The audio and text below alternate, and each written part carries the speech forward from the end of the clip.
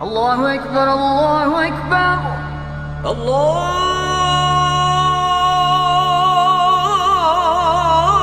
Akbar, Allahu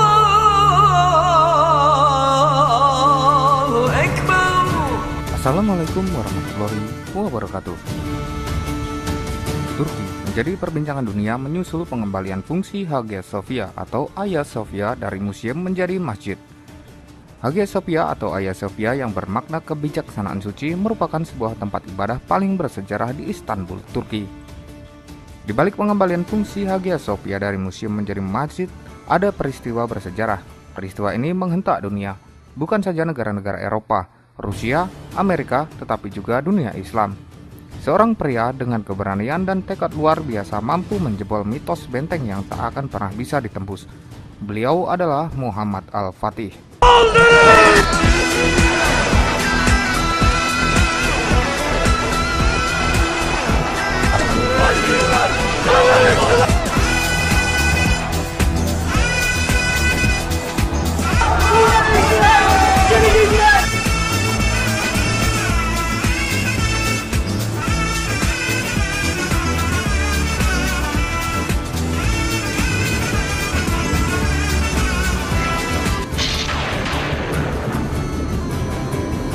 Muhammad Al-Fatih juga dikenal secara luas dengan Mehmed II atau Mehmed the Conqueror, merupakan penguasa Utsmani ke-7 dan berkuasa pada tahun 1444 sampai 1446 dan 1451 sampai 1481. Sultan Muhammad Al-Fatih adalah putra dari Sultan Murad II. Beliau hidup di masa setelahnya Sultan Salahuddin Al-Ayyubi, pahlawan perang salib. Salah satu guru Mehmed adalah Syekh Muhammad Samsuddin bin Hamzah.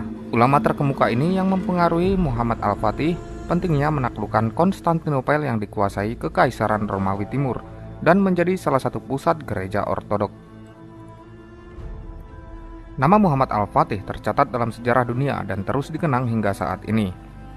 Bagaimana tidak, pada tahun 1453, saat dia masih berusia 21 tahun, ia telah berhasil memimpin pasukan Turki Utsmani merebut kota Konstantinopel dari Kekaisaran Bizantium.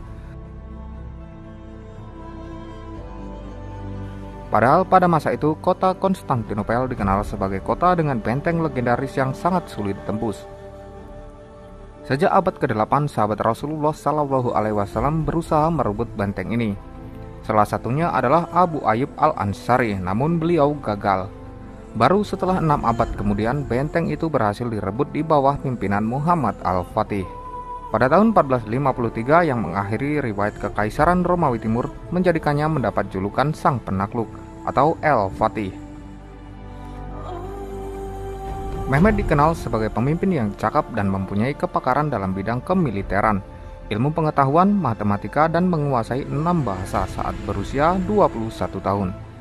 Dia dikenal sebagai pahlawan di Turki maupun dunia Islam secara luas. Pada 1444, Sultan Murad menyerahkan kekuasaannya pada Mehmed yang saat itu masih berusia 12 tahun.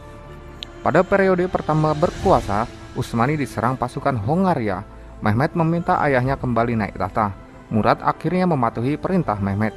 Ia memimpin pasukan Utsmani melawan koalisi tentara Hongaria, Polandia, dan Wallachia. Pada tahun 1444, pada pertempuran di Varna, pasukan Hongaria dan sekutunya berhasil dikalahkan Murad. Murad kemudian naik tahta lagi pada 1451 sampai wafat, dan kemudian digantikan oleh Mehmed. Mehmed untuk kedua kalinya dilantik menjadi sultan pada usia 19 tahun. Setelah naik tahta, Mehmed mulai memusatkan perhatiannya merebut kota Konstantinopel. Langkah pertama yang dilakukannya adalah memperkuat armada lautnya, terutama di Selat Bosporus. Ia juga membangun benteng Rumeli Hisar di tepi Eropa Bosporus. Adanya benteng ini praktis membuat angkatan laut Utsmaniyah menguasai selat ini. Pada 1453, pengepungan terhadap Konstantinopel dimulai. Sekitar 200.000 pasukan Islam mengepung kota yang sudah berumur 1.500 tahun itu. Pertempuran berlangsung selama 57 hari, dimulai dengan masa pengintaian hingga penaklukan. Baik tentara Turki Ottoman dan Bizantium mengalami beberapa kali pertempuran dan juga gencatan senjata. Perang sengit antara keduanya pun tidak dapat dielakkan. Pasukan Turki Ottoman yang terus berusaha merangsek memasuki kota Konstantinopel dengan cara menembus benteng Theodosian, mengeluarkan senjata dan taktik terbaik mereka. Seolah tak mau kalah, Bizantium pun mengeluarkan taringnya. Mereka mengerahkan semua senjata yang dimiliki, meriam, ketapel, panah, tombak, hingga timah cair yang ditujukan kepada para tentara Turki Ottoman.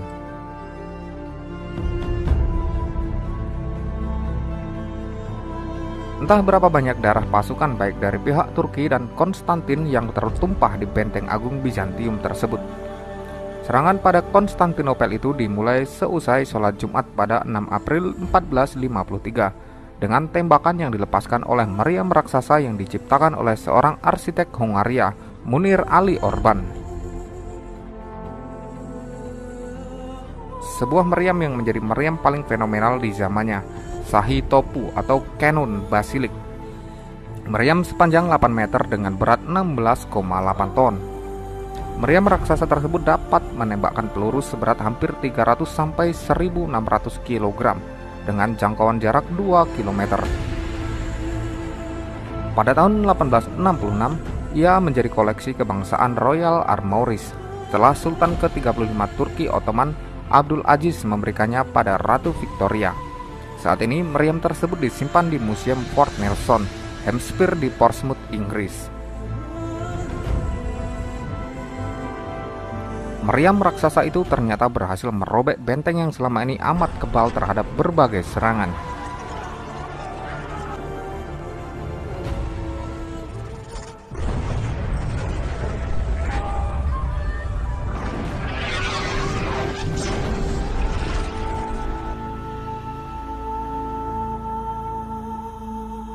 Selain meriam, Mehmed II juga mengerahkan 140 buah kapal perang dan 320 perahu dengan angkatan tentara berjumlah 150.000 orang, termasuk 12.000 pasukan khusus Janissary yang terlatih.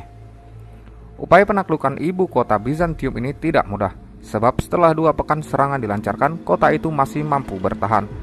Salah satu faktor kegagalan itu karena keterbatasan serangan yang dilancarkan dari darat. Karena itulah pada 21 April hingga 22 April, Mehmed II mengerahkan kapal perangnya agar diseret melalui Bukit Galata menuju Tanduk Emas atau Golden Horn, sehingga serangan dilakukan dari laut agar lebih efektif. Ketika mencoba untuk menembus Theodosian, Al-Fatih harus melewati perairan Marmara dan pelabuhan laut Golden Horn terlebih dahulu. Tetapi kapal-kapal yang sudah disiapkan tidak dapat menembus perairan tersebut.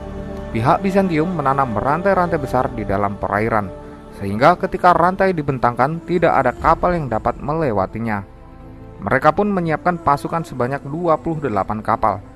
Taktik tersebut sukses menghentikan pergerakan angkatan laut Turki Ottoman. Akhirnya dengan langkah berani, Al-Fatih dan para tentara memutuskan untuk mengangkut kapal-kapal milik mereka melewati daratan.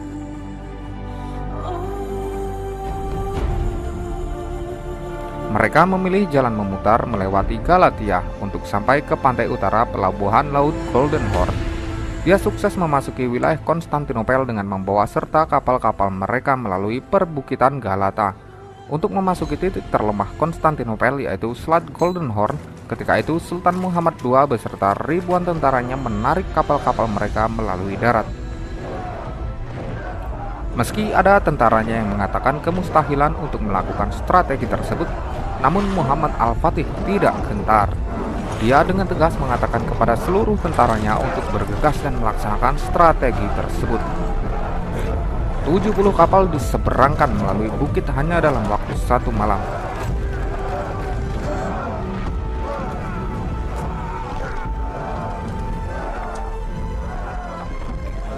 Saking hebatnya, sastrawan Yoil Mas Ostuna berkata, "Tidaklah kami pernah melihat atau mendengar hal ajaib seperti ini.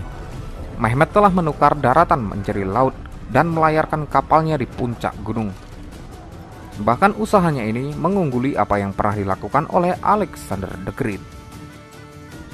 Alhasil Mehmed II berhasil membawa kemenangan dengan menaklukkan Konstantinopel dan memimpin menjadi lebih baik dari sebelumnya. Ia melindungi seluruh rakyat di sana, baik muslim maupun non-muslim. Peristiwa yang kemudian menjadi momok bagi negara-negara Kristen Eropa, karena pusat kerajaan Romawi Timur yaitu Bizantium dengan Hagia Sophianya jatuh ke tangan Sultan Muhammad Al-Fatih yang umurnya belum genap 22 tahun. Setelah kemenangan itu, Mehmed II kemudian diberi gelar Sultan Muhammad Al-Fatih, sang penakluk Konstantinopel. Ketika beliau memasuki Konstantinopel dan masuk ke Hagia Sophia, justru beliau umumkan jaminan keamanan kepada para penduduknya. Hagia Sophia pun tidak diambil, apalagi dirampas dengan semena-mena, sebelum akhirnya dijadikan masjid, tetapi dibeli dengan uang pribadinya, bukan dari dana negara atau baitul mal atau kekayaan kaum muslimin, tetapi benar-benar dari kantongnya sendiri. Setelah itu Hagia Sophia dijadikan masjid dan diwakafkan hingga hari kiamat untuk umat. Sultan membiarkan simbol-simbol Kristen itu di dalamnya dan hanya menutup simbol-simbol itu dengan simbol Islam. Gereja yang sudah berumur 1000 tahun itu menjadi masjid hingga 1932, sebelum kemudian diubah menjadi museum oleh Presiden Turki Mustafa Kemal Atatürk.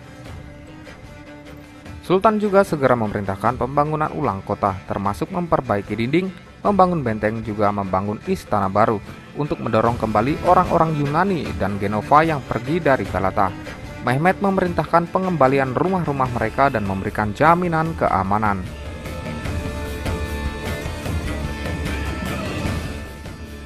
Setelah penaklukan Konstantinopel, menurut beberapa sumber, Mehmed II menyatakan dirinya sebagai Kaisar Romawi, atas dasar bahwa Konstantinopel telah menjadi ibu kota Kekaisaran Romawi Timur sejak 330 Masehi, dan pihak yang menguasai kota ini akan menjadi penguasa kekaisaran. Klaim ini ditolak oleh Gereja Katolik Roma dan hampir semua pihak Eropa Barat, tetapi diakui Gereja Ortodok Timur.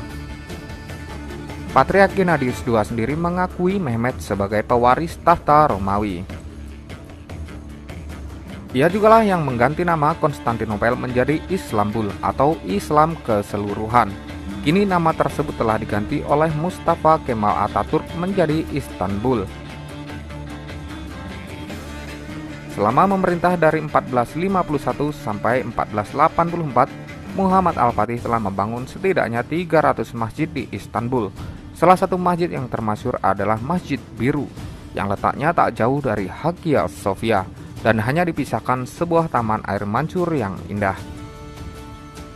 Setelah ia memimpin Konstantinopel selama 19 tahun, Sultan Muhammad II atau Muhammad Al-Fatih meninggal saat berusia 50 tahun. Ia meninggal karena sakit dalam perjalanannya bersama pasukannya, meninggal di tengah pasukan yang ia cintai dan menghadap Ilahi pada 3 Mei 1481 karena sakit sewaktu dalam perjalanan jihad menuju pusat Imperium Romawi Barat di Roma, Italia. Ada yang mengatakan wafatnya Sultan Muhammad Al-Fatih karena diracuni oleh dokter pribadinya, yaitu Yakub Basya. Wallahu alam.